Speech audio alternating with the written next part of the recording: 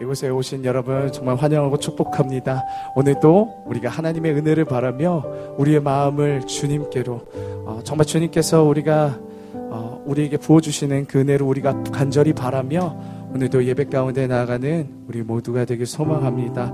이 시간 우리 함께 주께 가까이 날 이끄소서 이 찬양으로 먼저 우리 주님 앞에 나아가길 소망하는데요.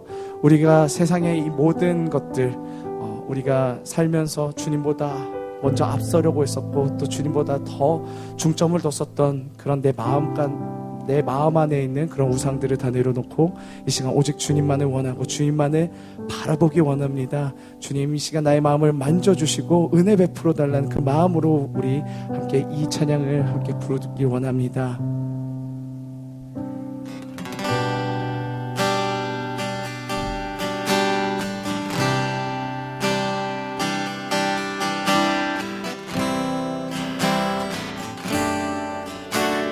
주께 가까이 날 이끄소서 주께 가까이 날 이끄소서 간절히 주님만을 원합니다.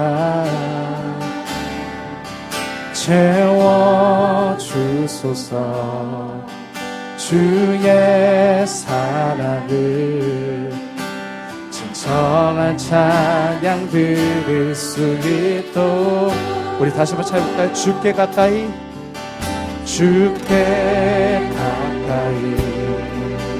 날 이끄소서 간절히 주님만을 원합니다.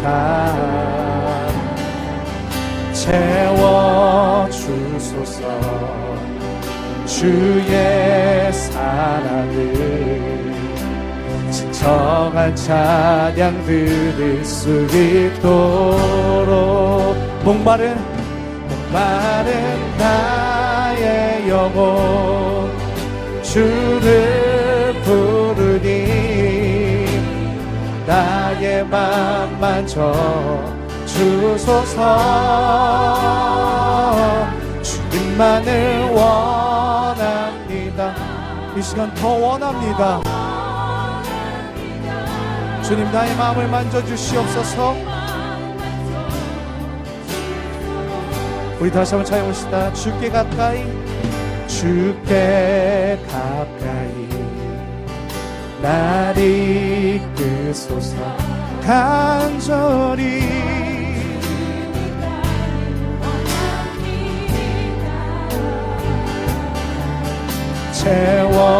채워주소서 주의 사랑을 진정한 찬양 들을 수 있도록 목마른 나의 영혼 주를 부르니 나의 맘 만져 주소서 주님만을 원합니다. 더 원합니다. 나의 맘 만져 주소 목마른 나의 영혼 주를 부르니 나의 맘 만져 주소서 주님만을 원합니다. 이 시간 더욱더 주님을 간절히 원합니다. 나의 맘 만져 목마른 나의 영혼 주를 부르니 나의 영혼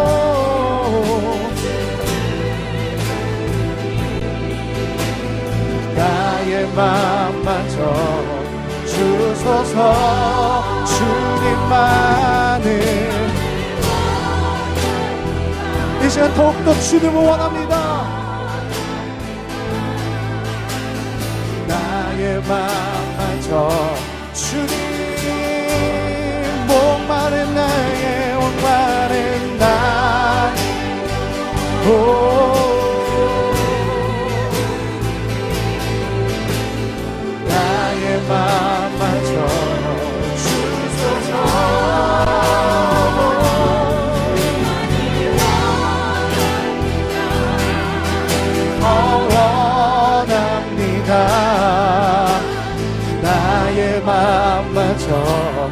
주소서.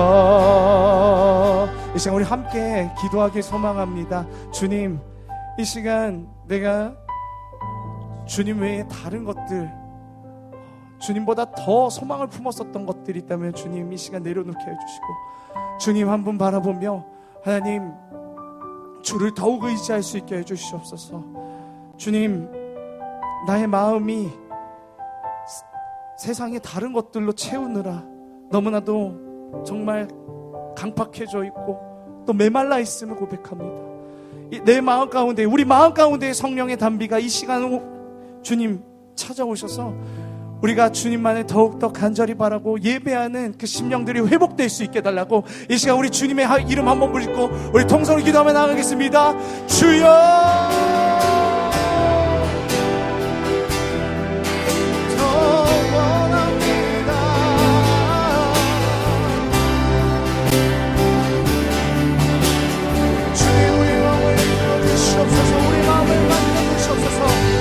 우리 마음을 주님께서 주의 한 시간이 메마른 우리의 심령들을 주님께서 열어주시고 주님 만져주시고 오직 주님 한 분만 바라보며 예배할 수 있게 해주시옵소서. 주님 한 분만을 원합니다. 간절히 원합니다. 오 주님 역사해 주시옵소서. 더욱더 주님만을 간절히 바라고 원합니다. 더욱더 주님만을 원합니다. 오 주님 우리의 시간 마음을 만져주시고 우리와 함께 해주시옵소서. 오 주님 역사해 주시옵소서. 주님 믿으시옵소서. 더욱더 주님 우리가 간절히 주님을 바라며 기도합니다. 아버지, 우리가 세상의 그 모든 것들로도 채울 수 없는 우리의 마음 가운데 있는 그 구멍을 헛된 것으로 주님을 넣어주옵소서. 그로 인해 상처받고 아버지의 강팍들고 주님 내말라 있는 우리의 영혼을 회복시켜 주시옵소서. 함께해 주시옵소서. 아버지 하나님 회복시켜 주시고 다시 한번 주를 바라게 해 주시옵소서. 주의 예배자로 회복시켜 주시옵소서. 우리를 회복시키시고 다시 일으켜 세우실 우리 주 아버지 예수 그리스도의 이름으로 감사드리며 기도드립니다. 아멘. 우리 주 하나님께서 이 시간 권능으로 우리 가운데 임하시며 이 시간 우리에게 새 일을 일으키시고 함께 하실 줄 믿습니다. 아멘. 이 시간 우리 하나님의 그 영광, 그 하나님의 이름을 높이며 우리 함께 찬양할 때 우리 자리에서 일어나셔서 우리 함께 찬양하기 원합니다.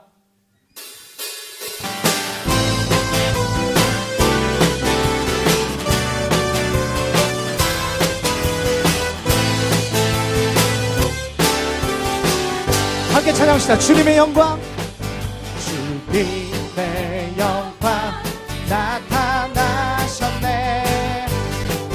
권능으로 임하셨네.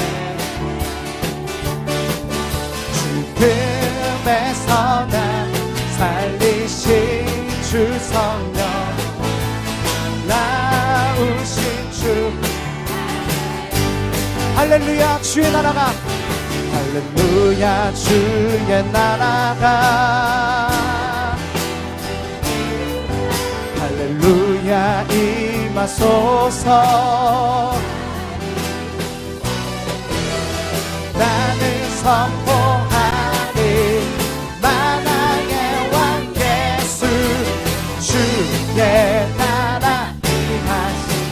우리 다시 한번 찬양합시다. 주님의 영광, 주님의 영광 나타나셨네. 권능으로 임하셨네.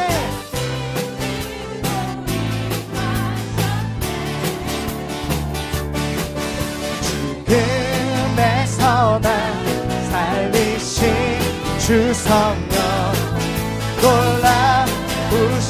우리 다시 한번 찬양합시다. 주님의 영광 나타나셨네. 주님의 영광 나타나셨네. 권능으로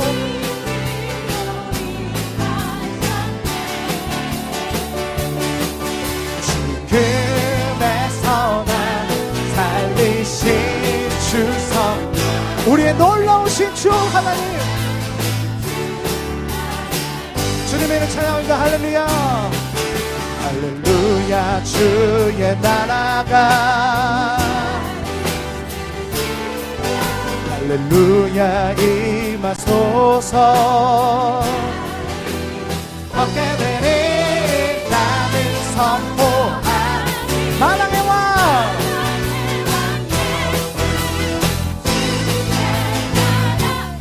다시 한번 할렐루야 주의 나라가 할렐루야 주의 나라가 할렐루야 임하소서 덮게 되니 나는 선포하리 우리 마당에 와 주의 나라 다시 한번 나는 선포하리 나는 선포하리 마당의 왕 예수 주의 나라 우리 기뻐하면 참시나 나 기뻐하리 나 기뻐하리 나 기뻐하리 나 기뻐하리 나 주 안에서 기뻐하리라 나 기뻐하리 나 기뻐하리 나 기뻐하리 나 기뻐하리 나 주 안에서 기뻐하리 원수가 나를 무너뜨리려고 내 마음을 속삭였네 내 여기게여 넘어지지 않고 나의 믿음의 고백이 원수를 모으네 아멘 나 기뻐하리 나 기뻐하리 나 기뻐하리 나 주 안에서 기뻐하리라 나 기뻐하리 아멘 나 기뻐하리 나 기뻐하리 나 주 안에서 기뻐하리 환경의 지배를 받지 않고 환경의 지배를 받지 않고 내 팔의 힘과 목소리 느끼는 감정과 상관없이 내 마음 기뻐하기로 결심을 했네 아멘 나 기뻐하리 나 기뻐하리 나 주 안에서 기뻐하리라 아멘 나 기뻐하리 나 기뻐하리 우리 다시 한번 찬양할게요. 환경의 지배를 받지 않고 환경의 지배를 받지 않고 내 팔의 힘과 목소리 느끼는 감정과 상관없이 내 마음 기뻐하기로 결심을 했네 나 기뻐하리 나 기뻐하리 나 기뻐하리 나 주 안에서 기뻐하리라 아멘 나 기뻐하리 나 기뻐하리 나 기뻐하리 나 주 안에서 원수가 나를 무너뜨리려고 내 마음에 속삭였네 아멘 내 혈이 넘어지지 않고 내 고백이 원수를 보내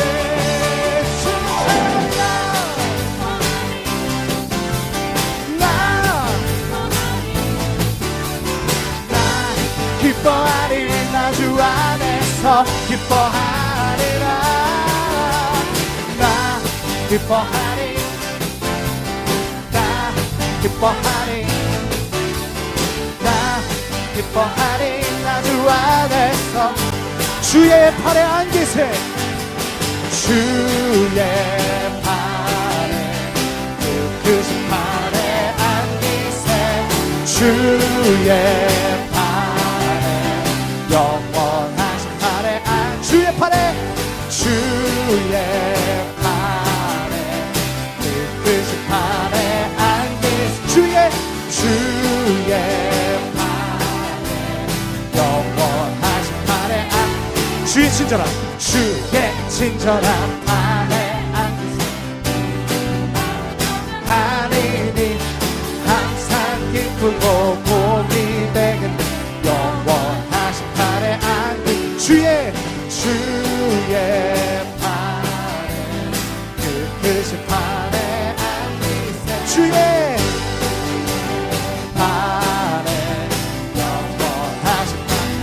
날이 갈수록 주의 두루 광명에 미치고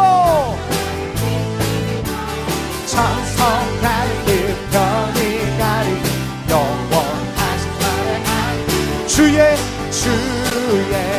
팔에 그 팔에 안기세 주의 팔에 영원한 다시 한번 주의 팔에 그 팔에 안기 주의 팔에 우리 3절로 찬양할게요. 주의 보좌로 나아갈 때 주의 보좌로 우리가 찬미 소리 외치 겁과 두려움 없어지니 우리 다시 한번 3절로 찬양해볼게요. 주의 보좌로 나아갈 때 기뻐 찬미 소리 외치고 겁과 두려움 없어지니 영원하신 팔에 안기 아멘. 그 팔에 안기 주의 영원하신 팔 주의 팔에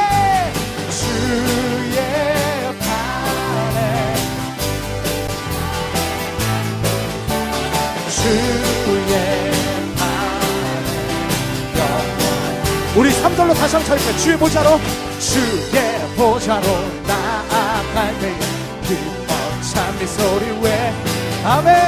겁과 두려움 없어지니 주의 보좌로 나아갈 때 기뻐 찬미 소리 외치고 겁과 두려움 없어지니 영원하신 팔에 안기 주의 팔 우리의 그 크신 팔에 그 전능하신 팔에 주의 팔에 우리 목소리 찾아볼까요? 주의 팔에 그 크신 팔에 안기세 주의 팔에 영원 우리 다시 한번 우리의 목소리를 찾아볼까요? 주의 팔에 그 크신 팔에 안기세 아멘. 영원하신 팔에 주의 팔에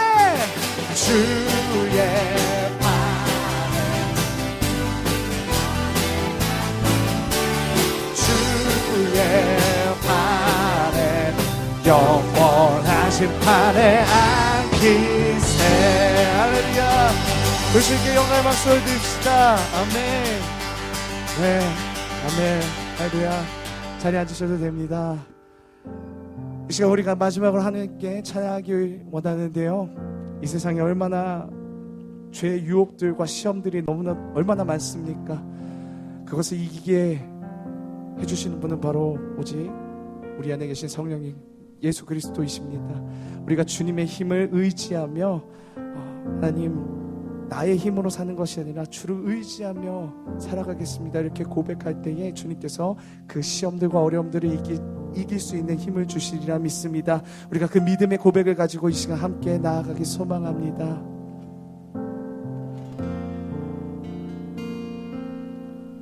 세상의 유혹 시험이 내게 몰려올 때에 나의 힘으론 그것들 모두 이길 수 없네.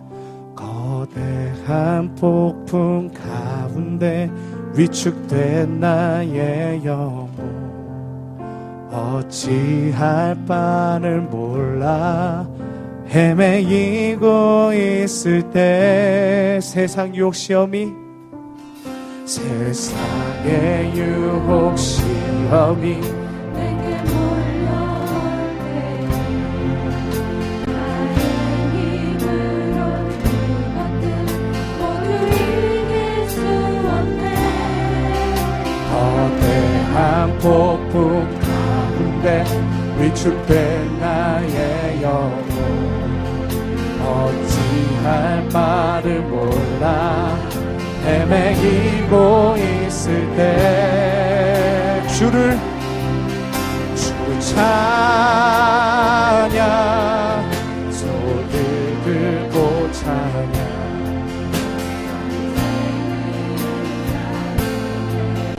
속한 건 아니니 주를 찬양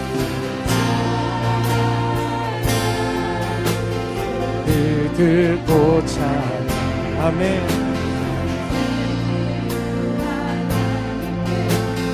강 거신 거짓과 속임수로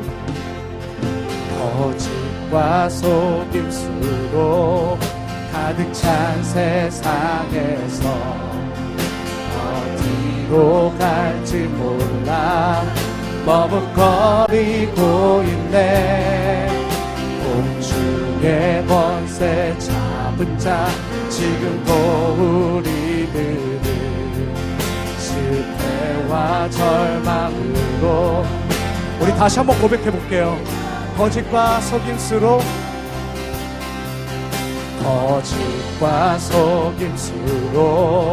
가득 찬 세상에서 어디로 갈지 몰라 머뭇거리고 있네 공중의 권세 잡은 자 지금도 우리는 실패와 나와들이 우리 목소리를 펴서 3절로 찬양합시다. 주위를 둘러보며 주위를 둘러보며 아무도 없는 듯 믿음의 눈을 들며 보이는 분 계시네 지금도 내 안에서 역사하고 계신 사망과 어둠의 권세 물리치신 예수님 주를 찬양 손을 들고 찬양 전쟁은 나에게 속한 건 아니니 주를 찬양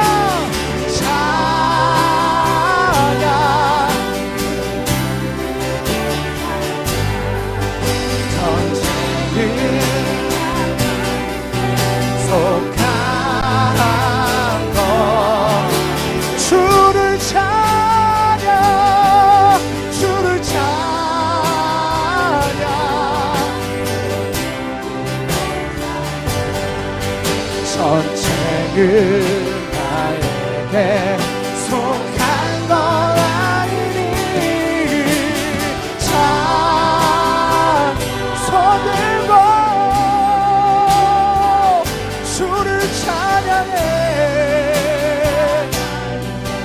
속한 것 이 시간 우리가 하나님께 우리가 함께 기도하며 나가기 원합니다. 주님 우리가 주님을 더욱더 의지하며 가기 원합니다. 하나님 이 세상의 유혹 시험에 넘어지는 것이 아니라 주님의 힘을 받아 우리가 살아가는 사소한 것 하나하나에도 주님께 여쭤보며 주님과 동행하는 그런 삶을 살아가기 원합니다. 우리에게 하나님의 그 믿음을 더해 주시고 이 세상의 소금과 빛으로 살아갈 수 있는 주님의 믿음을 허락하여 주시옵소서. 이 시간 우리 주님의 이름 통성으로 부르짖으며 함께 기도하며 나가겠습니다. 주여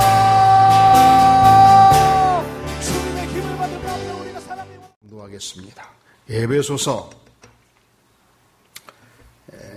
1장 15절에서 23절까지의 말씀 제 손을 보세요. A조 한 절, B조 한 절 교도가도록 하겠습니다. A조부터 시작.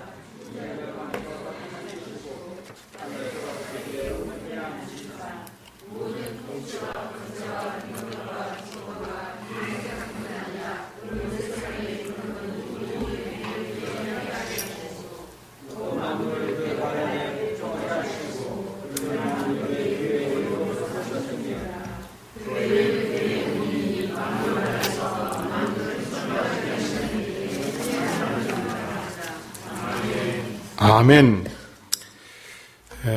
여러분은 하나님을 믿는 신자 맞습니까? 자, 그러면 제가 몇 가지 질문을 할 거예요. 믿지 않는 신자와 믿는 신자가 확실하게 무엇이 다른가? 첫째로,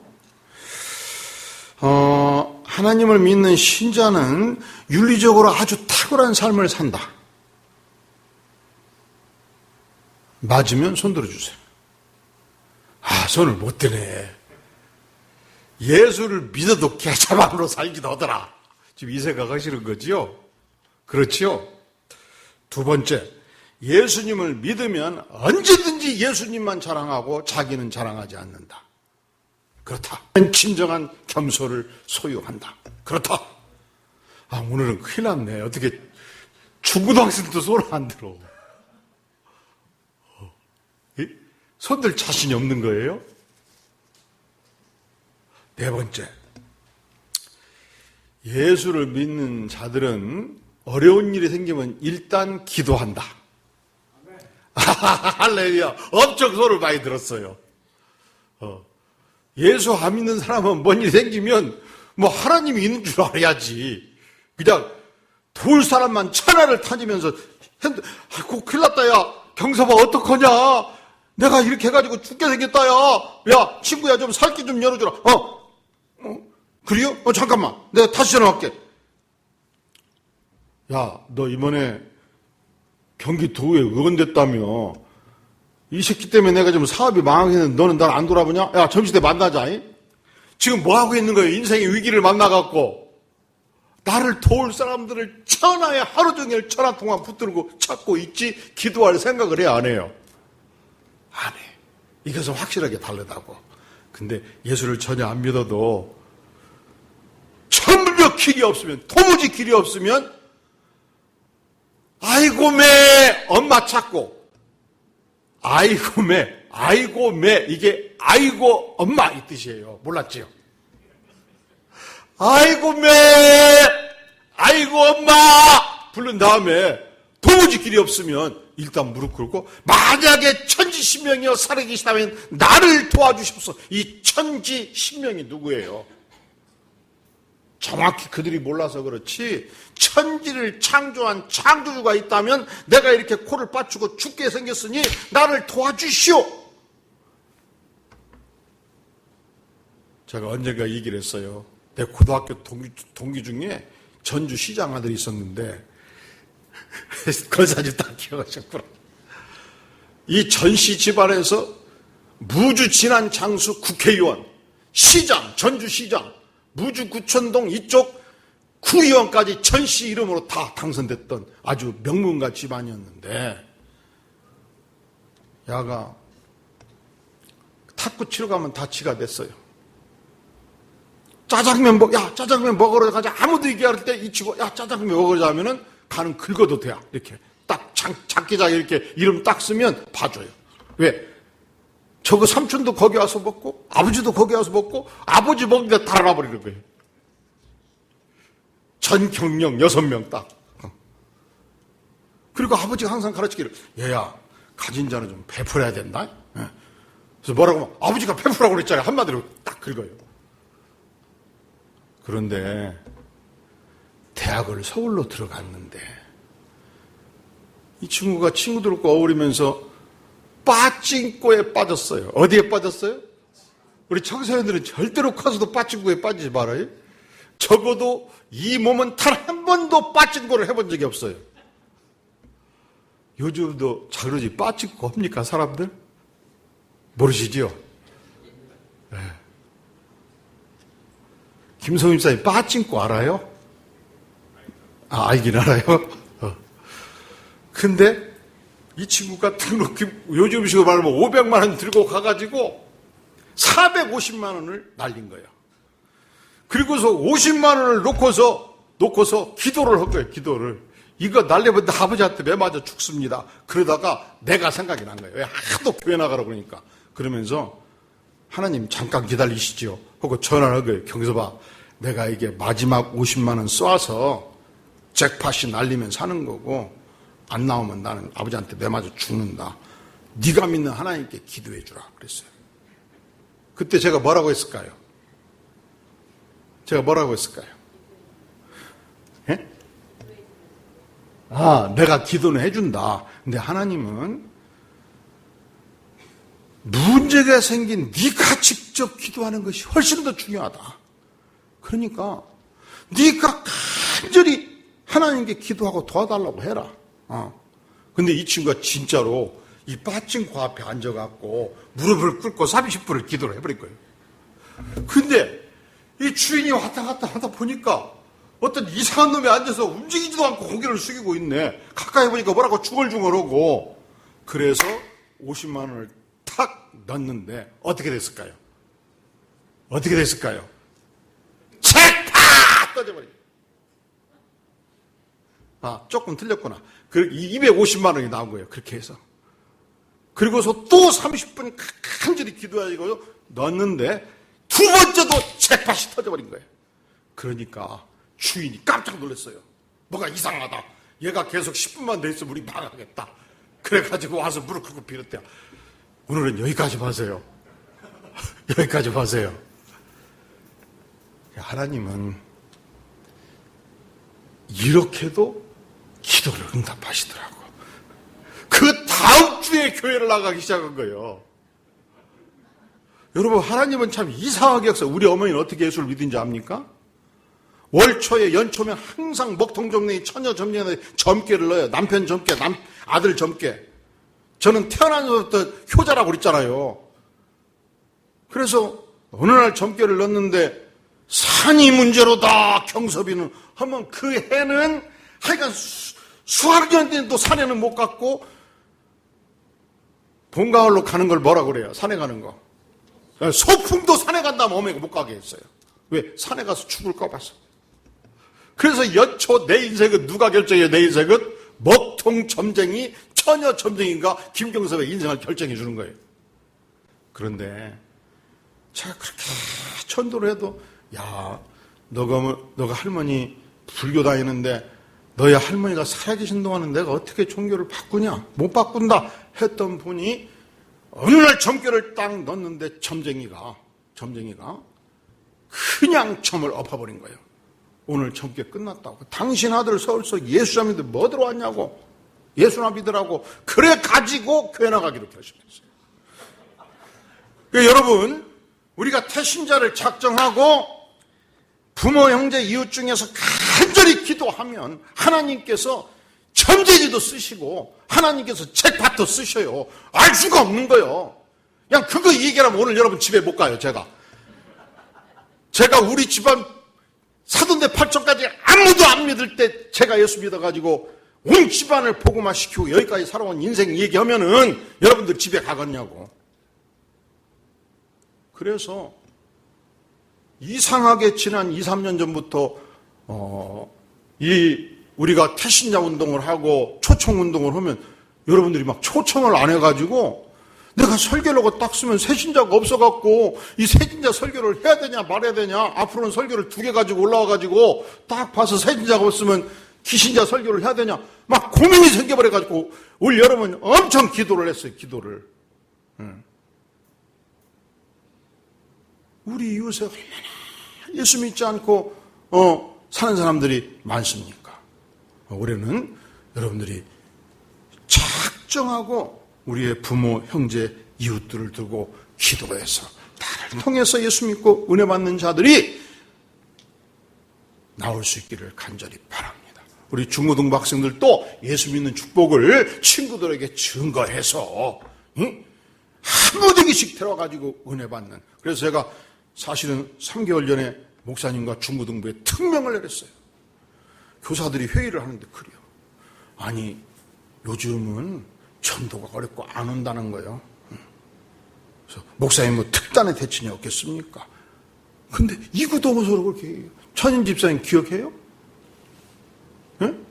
그래서 아니 나는 방안이 있다. 방안이 이번에 확실하게 그냥 300명도 모인다. 본당도 내줘야 된다. 이 말은 안 했지만 속생각으로. 그랬더니 교사 선생님들 모두 다 목사님 어떻게 하면 돼요? 하면 되는데 진짜 할 준비가 됐냐? 할 준비가 다 됐다는 거예요. 내가 딱 2개월 시간 준다고 전사님이 기억나죠? 3개월 돼버렸어요. 이렇게 하면 된다. 제가 그때 이 소녀시대 방탄소년단 그 곡들을 다 들어봤는데 난 도무지 잘 안 불러지고 뭔 말인가도 모르겠어. 잘 안 부러지고 뭔 말인가를 모르겠어. 한 2달 됐구나, 2달. 이제 일주일 시간 더 줄 거예요. 그러면 이렇게 하면 우리 청소년들이 안 오겠냐? 안 오겠냐? 응? 이 요즘 청소년들이 즐겨 듣는, 사실은 제가 그때 러시아 갔다 왔을 때거든. 이 러시아에 우리 김문성 교사님이 교회를 몰래 하는 거예요. 왜냐하면 이 무슬림권이라 공개적으로 전도를 못하는 지역이에요. 그니 얼마나 전도가 어렵겠어요. 소문내고 전도를 못해. 그리고 길거리에서 이렇게 전도하다 걸리면 막 감옥 가고 뭐 그래. 이 지역 자체가 모슬렘권이야, 모슬렘권. 그런데 하나님의 은혜를 주셔가지고 한글 학교를 시작한 거예요. 근데 막 구름대같이 젊은이들이 모여들어요. 근데 왜 한글 학교 오냐? 방탄소년단 노래 부르기 위해서 오는 거예요. 방탄소년단 노래를 부르는데 그 가사가 무슨 뜻인지를 모르는데 그 뜻을 직접 한글로 배우고 싶어서 오는 거예요. 근데 마침 우리가 갔을 때가 그때가 졸업식을 할 때인데 졸업식 2시간 동안 한 15개 팀들이 K-팝을 그냥 주저리 하는 것까지 다 하는 내가 한국에서 한국 애들이 부르는 건 뭔 말인가를 몰랐는데 러시아에서 러시아 젊은이들이 한글로 K-팝 하는 거 다 들어버렸어. 훨씬 더 걔네들이 발음이 더 분명해요. 그리고 때로는 막 떼창으로 같이 막 100명이 불러버려. 대단하더만. 그러니까 여러분, 런던에서 방탄소년단이 파리에서 부를 때 막 7만 명, 5만 명이 모여가지고 막 떼창을 부른다는 것이 보통 일이 아니에요. 지금 전 세계가 난리가 난 거예요. 그래서 내가 우리 중고등부 선생님들한테 이렇게 얘기를 한 거예요. 앞으로 2달 내에 우리 청소년들이 잘하는 이 방탄소년단이든 소녀시대든 누구든 YG에서 만들어낸 거든 우리 청소년들이 잘하는 곡 하나만 선정해라. 그리고 그 곡에다가 성경적 가사를 입혀라. 그리고서 10명은 완전히 축군. 그냥 토요일날 밤을 새서라도 연습을 시키고 10명은 기가 막히게 찬양을 부르게 하고 그렇게 한 곡만 제대로 해봐라. 그리고서 중고등부가 몇 시에 시작하죠? 9시 25분부터 45분까지 5번 반복해도 좋으니까 해가지고 해봐라. 본당까지 내줘야 된다. 그러면 지금 어디까지 진행돼요? 어디까지 진행돼요? 근데 이 러시아 청소년들이 이 발표를 하려고 며칠 막 밤을 샜다는 거예요. 그냥 미쳐버리는 거예요. 미쳐버리는 거예요. 이제 일주일밖에 시간이 없어요. 방학 때. 그리고 학병 대신 여러분들이요, 속지 마세요. 내 자녀가 책상에 앉아있다고 다 공부하는 거 결코 아니에요. 사과 가지고 갈 때만 공부하는 거예요. 접시 들고 비 올 때 적 부쳐 먹는 걸 뭐라고 그래요? 예? 빈대떡 가지고 들어갈 때만 공부하는 거예요. 속지 마세요. 그러니까 주말에 밤새 찬양하고 춤을 익혀서 꼴박 밤을 새가지고 토요일날 9시 10분에 딱 발표회로 예배로 딱 들어가 버리면 수원에서도 막 이리 와버릴 거예요. 분당에서도 애들이 막 와버릴 거예요. 한 명만 오라고 해도 10명이 막 떼거지로 와버릴 거예요. 여기 9시 예배 때 여기 다 분당 내줘야 될 거예요. 어디까지 진행돼? 오늘 기도회 할 때는 끝나고 10분에 전체 중고등부 선생님들, 우리 사역자들 기도회 할 때는 이 문제 갖고는 기도회를 안 할 것인가? 압력받지 마시고 꼭 참여해서 2차 기도회에 참여해 주시기를 간절히 바랍니다. 자, 우리가 신자와 비신자를 가르는 가장 가장 중요한 요소가 뭔가? 신앙 고백이 다르지요. 그리고 두 번째로 우리가 어려움을 만날 때, 문제가 있을 때 우리 하나님의 백성들은 기도할 수 있다는 게 다른 거예요. 오늘 바울 사도는 예배 성도를 향해서 우리가 기도해야 될 가장 중요한 기도 제목 4가지를 제시하고 있어요. 첫째로 우리 다 함께 17절 말씀 봉독하겠습니다. 시작. 우리 주 예수 그리스도의 하나님 영광의 아버지께서 지혜와 계시의 영을 너희에게 주사 하나님을 알게 하시고, 첫째로 지혜와 계시의 영적 세계를 열어달라, 그렇게 기도하고 있는 거예요. 할렐루야. 우리가 교회 생활을 한다고 그래서 이 영의 세계가 열리는 것 아닙니다. 사실은 저도 몰래 부모 몰래 초등학교 5학년 때부터 교회 생활을 했어요. 중학교 3학년 때는 교회에서 웅변대회까지, 설교대회까지 나가서 상도 탄 사람이에요. 근데 이상하지요. 예수님을 잘 몰랐어. 십자가를 몰랐어. 구원을 몰랐어. 참 이상해. 내가 생각해도 기적 같아요. 어떻게 그렇게 교회 생활을 했는데, 매번 이제 친구들하고 같이 다녀서 앉았었는데, 맨 여학생 얼굴만 보려고 그랬지, 의뢰받는다는 걸 머릿속에서 몰랐던 거예요. 왜냐하면 하나님이 지혜와 계시의 영을 열어주지 않으면 우리는 깨우칠 수가 없어요. 그냥 교회에 앉았다고 해서 깨닫는 게 아니란 말이죠.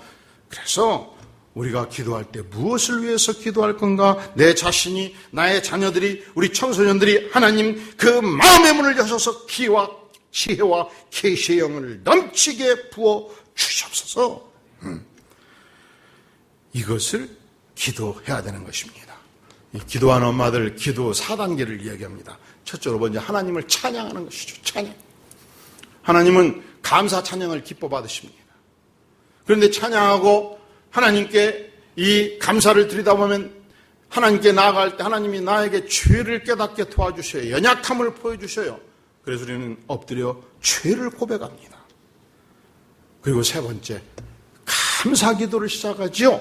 그리고 마지막으로 기도 제목을 주 앞에 간구의 기도로 고백하게 되는 것입니다. 그런데 무엇을 먼저 기도할 것이냐? 내가, 나의 자녀들이, 그리고 우리 청소년들이 하나님 마음의 문을 여시고 지혜와 계시의 영을 주셔서 하나님 나라의 위대한 세계를 알고 깨닫게 도와주시옵소서. 우리는 항상 내가 처한 현실 문제가 너무 시급해요. 현실에 기도 제목이 없는 사람이 없지요. 그런데 만약 우리가 현실의 기도 제목만 계속 찾으면 끝이 없어요. 영이 열려버려야 돼. 영적인 비밀을 깨닫혀야 된단 말이죠. 두 번째, 우리가 무엇을 위해서 기도할 것인가? 바울 사도는 오늘 말씀의 17절 하반절에서 하나님을 알게 해달라, 그렇게 기도하고 있습니다. 오늘날 세상 사람들은 얼마나 세상 지식을 알기를 간절히 원합니까? 그런데 사실은 전 우주와 세상을 창조하신 전능자 하나님을 알기는 우리가 얼마나 쉽게 게을리합니까? 여기서 하나님을 안다는 것은 단지 피상적으로 하나님의 존재를 안다, 그것과는 다릅니다. 우리가 안다는 개념이 굉장히 다양해요. 저는 반기문 유엔 전 사무총장을 압니다. 어떻게 알죠? 네? 그 양반이 고등학교 때 이 충청도에서 1등을 해가지고 뭐 영어 경시대회에서 뽑혀가지고 미국까지 가서 존 F 케네디하고 악수를 했어요. 그때 나름대로 영어 한다고 했는데 가니까 말이 잘 안 통하는 거예요. 그냥 결심하고 영어를 공부를 해가지고 외교관이 돼가지고 유엔 사무총장까지 된 거예요. 내가 많이 알지요. 그리고서 사무총장 할 때 막 대한민국에서 인기가 막 하늘을 찔러가지고 그냥 김포공항에, 아니 무슨 공항? 인천공항에 딱 들어오는 순간 전 국민이 받들어갖고 자기를 대통령 삼을 줄 알고 들어왔어. 근데 깨주기라? 그렇게 쉬운 일이 아니잖아요. 그냥 낙동과 의활해야 돼버리더라고. 제가 반기문 많이 알지요. 근데 한 번도 만난 적이 없어요. 모르는 거예요. 피상적으로 아는 거지요. 여러분, 이 서편제에서 주인공을 했던 김명곤 씨 기억합니까? 알아요? 그분이 언젠가 만나자고 그래가지고 제가 국립극장 극장장 할 때도 만났고 문화부 장관까지 했어요. 이게 문화부 장관 출신자가 두 분을 하네. 첫째는 김봉근 씨를 알고, 둘째로는 우리 남군인 장관님을 알고, 남 장관한테 물었어요. 김명곤 얘기 때 딱 아시더라고요. 근데 제가 고등학교 때 2학년 때 수업이 작파되면 빈 강의실에 앉아가지고 추궁기를 틀어놓고 이태리 칸소네를 제가 불렀잖아요. 같이. 그 제가 가르쳐 주셨어요. 대체탄철 와서 꿈빠냐 빡빡 이렇게 가르쳐 줬어요. 그러면 반기문 유엔 사무총보다는 조금 더 알죠. 그러잖아요? 조금 더 알죠. 저희 아버님은 철저하게 자기 율법에 충성했던 생애를 사셨어요. 제 아버지는 단 한 번도 살면서 내 기억에 앞다르고 뒤다르고 행동하거나 말하신 적이 없어요. 우리 아버지는 진짜 양반 중에 양반이에요. 우리 아버지는 자식들이 교만할까 봐서 단 한 번도 쉽게 칭찬하지를 않았어요. 그 어르신들이 그런 분들 있잖아. 여러분 김경석 저도 아들 낳았으면 야, 난 너 장하다. 너 정도 있으면 내가 인생 살만하다. 뭐 이런 표현도 할 수 있잖아요. 단 한 번도 아들을 자랑한 적도 없고 표현한 적도 없어요. 지금 생각하면 그 양반 참 대단한 분이야. 그러면 저는 저희 아버지를 압니까 모릅니까? 많이 알죠. 깊이 알죠. 왜? 같이 살았으니까.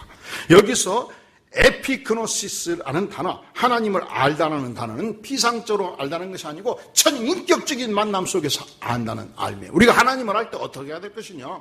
반기문 알듯이 알면 안 된다는 거예요. 천인격적으로 날마다 마치 아버지와 살면서 어머니와 살면서 인격과 인격이 만나듯이 하나님을 만나고 아는 삶이 나에게, 나의 자녀에게, 우리 청소년들에게 있어야 된다는 것을 말씀하는 것입니다. 세 번째, 무엇이 바울사도의 빌립보 성도들을 향한, 에베소 성도들을 향한 간절한 기도 제목이었는가? 우리 다 함께 18절 말씀 천천히 한번 봉독하겠습니다. 시작. 너희 마음의 눈을 밝히사 그의 부르심의 소망이 무엇이며 성도 안에서 그 이업의 영광의 풍성함이 무엇이며. 자, 하나님께서 까막눈 같은 마음의 문을 밝혀주셨습니다. 그리하여 나를 왜 부르셨는가? 내 인생을 어느 방향으로 부르셨고 내 인생에 어떤 소망을 주셨는가? 이 사랑하는 청소년에게 하나님께서 어떤 은사를 주셨고 어떤 부르심을 주셨고 미래에 어떤 소망을 주셨는가? 일찍 깨우쳐서 인생의 바른 길을 가도록 기도하고 있는 것입니다. 바울 사도는 그렇게 믿는 백성들을 핍박하는 자였습니다. 그러나 예수님을 만나고 그 인생이 거꾸로졌습니다. 그리고 주님으로부터 너는 이방의 빛이 되어야 하리라 이 말씀을 듣고 그는 확실한 부르심을 알았습니다. 그리고 안디옥 교회 파송을 받고 소아시아 반도, 그리스 반도, 로마 제국에 이르기까지 수많은 지역을 다니면서 산전수전을 겪으면서 엄청난 고난을 받으면서 이 부르심의 소망에 조금도 부족함이 없이 인생을 불살라서 살아갔던 것입니다. 위대한 생애죠.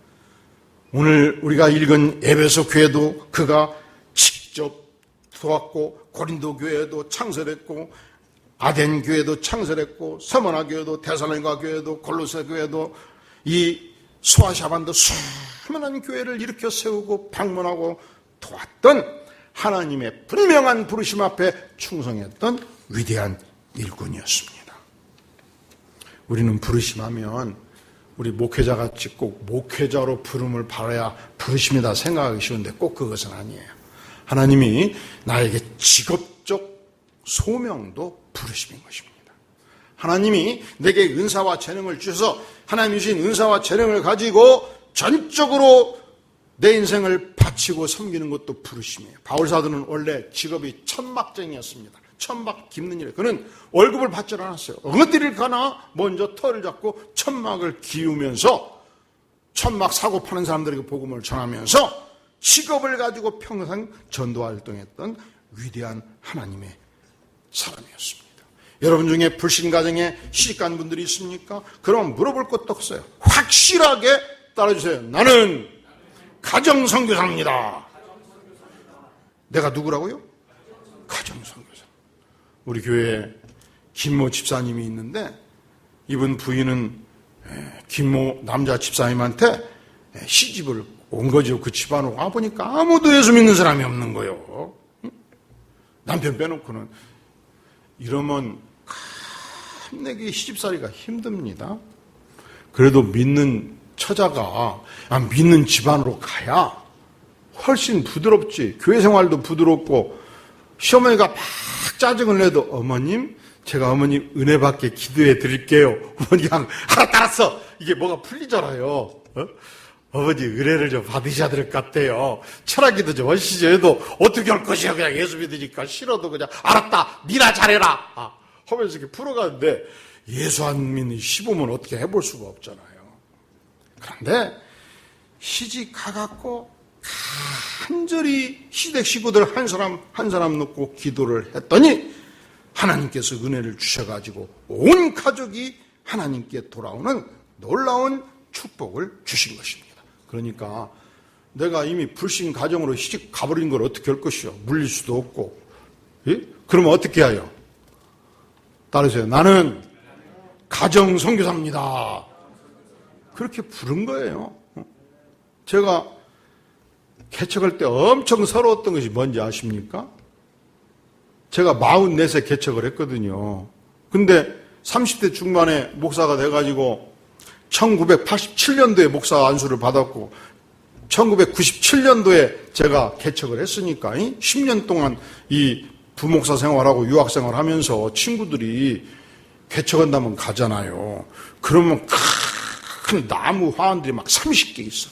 거기에 대한야수교장의 총회장 누구, 무슨 동신교회 장로, 무슨 건설회사 회장 누구 쫙 있고 끝나고 나서 이제 친구들을 딱 밥 먹을 때, 야, 이 에어컨 전체가 한 3천만 원 되는데 우리 총회장 작은아버지가 해줬다. 의자 전체가 한 3천만 원 되는데 이건 우리 장이라는 장로님이 어디 계시는데 해줬다. 피아노는 내 동생이 해줬다. 그냥 집안 식구들이 다 해줘버린 거예요, 그냥. 그런데 나는 그때까지 예수 믿는데 어머니 형제가 아버지 형제가 예수 믿는 사람이 있어야지. 그래서 엄청 서럽더라고. 서러워. 그래서 간절히 기도를 했는데 여기 들을 때는 피아노를 우리 작은아버지 집사님이 해줬습니다.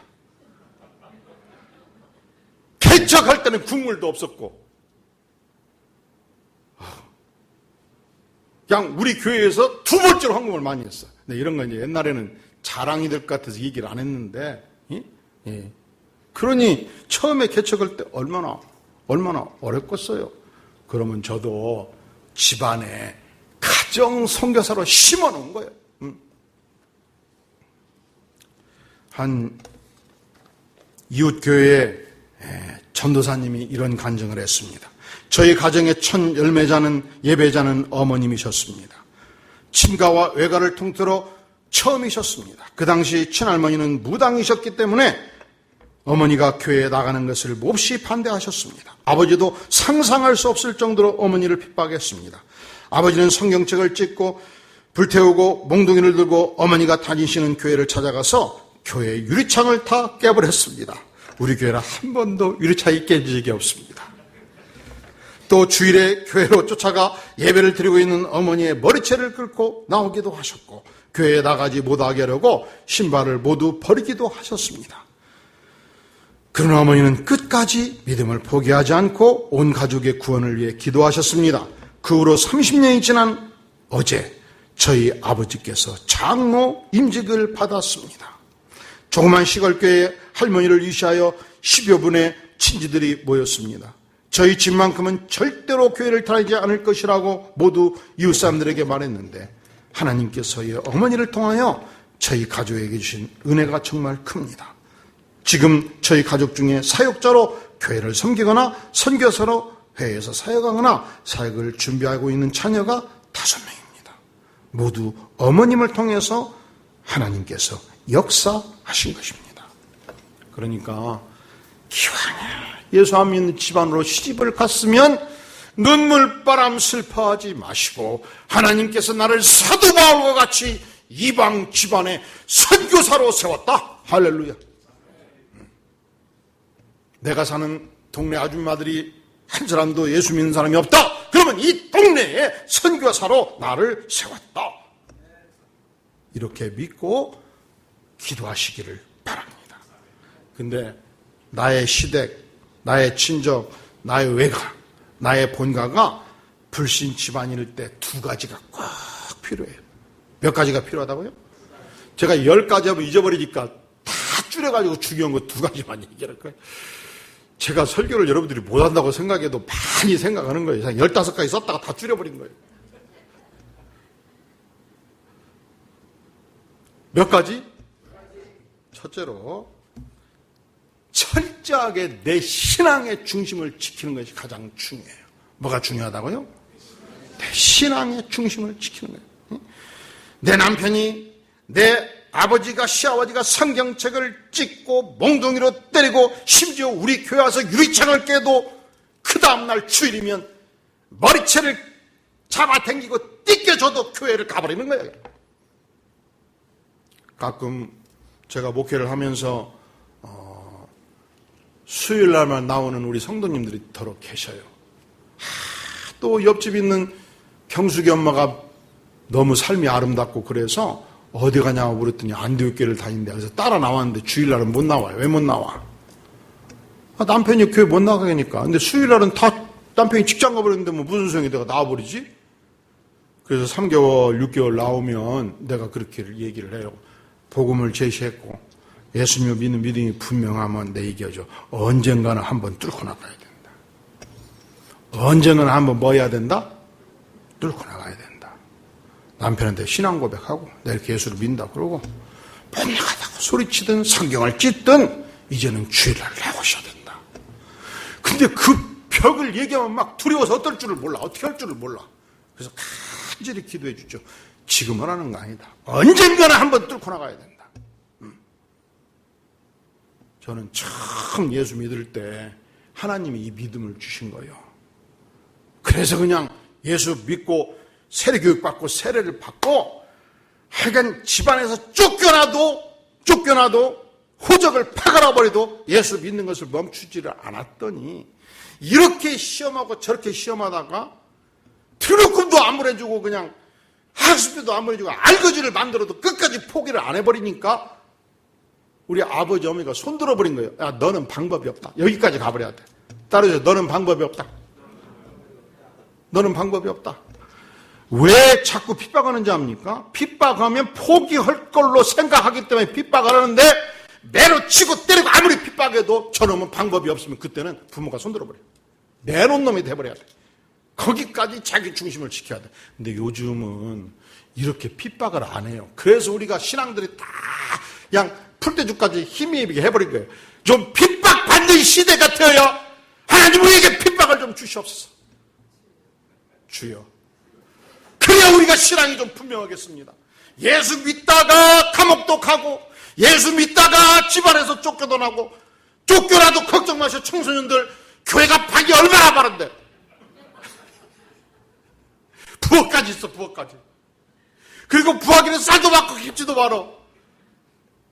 내가 대학 때 쫓겨났을 때 교회에서 쌀이 아까워가지고 쌀도 내가 못 빼먹었어. 그냥 어떻게 내가 교회에서 잠만 자는 것도 고마운데 교회 쌀을 먹냐고 그냥 굶어버렸어. 그냥 지금 생각하면 너무 정직했어. 그냥 먹고 목사님 제가 좀 먹었으면 너무 되는데 근데 그 세월을 통해서 첫째로 내 믿음의 중심을 세워주신 거예요. 두 번째, 우리가 어떻게 안 믿는 시댁, 친정, 외가를 향해서 복음을 전할 수 있느냐. 오늘 바울 사도의 간절한 기도를 보면서 우리가 기도로 무장하면 성령께서 역사하시는 것입니다. 자, 네 번째, 우리가 무엇을 위해서 기도할 것인가? 19절 말씀 같이 읽겠어요? 시작. 그의 힘의 위력으로 역사하심을 따라 믿는 우리에게 베푸신 능력의 지극히 크심이 어떠한 것을 너희로 알게 하시기를 구하노라. 내가 기도하노라. 너희로 알게 하시기를 기도하느냐. 무엇을 위해서 기도하는가? 여기에 권세와 관련된 단어가 계속 반복돼요. 힘. 그의 힘이 이스퀴스라는 단어인데 본질적인 힘, 내면적인 힘을 말해요. 이 내면의 영적인 힘이 얼마나 위력이 있는가. 이 위력이라는 단어가 크라토스라는 단어인데 물리적인 힘이 말해요. 그러니까 내면에 강한 힘이 있기 때문에 외부를 향해서 물리적인 힘이 나온다는 거예요. 그리하여 역사하심을 따라. 이 역사하심이 에네르게이아인데 영어로 에너지 말이에요. 그 내면적인 힘이 외부로 표출돼 갈 때 강력한 하나님의 에너지가 나온다는 거예요. 믿는 우리에게 베푸신 그 능력, 이 능력이 두나미스인데 다이너마이트. 여러분, 예수 믿는 사람들이 비리비리 사는 게 아니에요. 예수 믿는 사람들이 연약한 게 아니에요. 세상은 우리를 무시하고 연약하게 보인다 할지라도 하나님이 함께 하시면 하나님께서 다이너마이트 같은 능력과 터지는 폭발적인 힘을 우리 안에 장착해 주신다고 주께서 약속해 주신 것입니다. 그리고 우리 예수님께서 십자가에 피 흘려 죽으셨지만 모두가 죽은 줄 알았지만 죽음의 권세를 뚫고 부활의 능력을 덧입고 우리에게 영생의 축복을 주신 분이라고 성경은 말씀합니다. 숭실대 유명한 교수님이셨던 김형석 교수님 아시죠? 그분이 1920년생이에요. 올해가 몇 년이죠? 2019년. 그러니까 만 나이로 99세.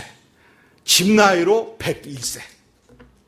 지금도 강연을 하고 다녀요. 지금도. 그분이 이런 글을 남깁니다. 내가 인생을 오래 살면 살수록 부모로서 자녀를 위해 할 수 있는 유일한 일은 기도밖에 없다. 여러분은 여러분의 자녀를 위해서, 여러분은 선생님으로서 여러분의 학생들을 위해서 무엇을 기도하시겠습니까? 오늘 바울의 기도를 기억하면서 우리의 자녀들을 위해서, 우리 학생들을 위해서, 우리의 교우들을 위해서 이 네 가지 기도 간절히 드리기를 원하고, 두 번째, 이번 가을 하나님 나에게 태신자를 보여주시옵소서. 태신자 3명, 4명, 7명을 보여주시옵소서. 이들에게 계시형을 주시고 지혜형을 하나님께서 열어주시옵소서. 이번 해피데이 때 송정미 찬양사가 이곳에 올 때 많은 사람들이 찬양의 감동을 누리고 예수 믿고 구원을 얻는 축복을 허락하여 주시옵소서. 이 시간 다 함께 머리 숙여 주여 삼창 외치고 간절히 통성으로 기도하겠습니다.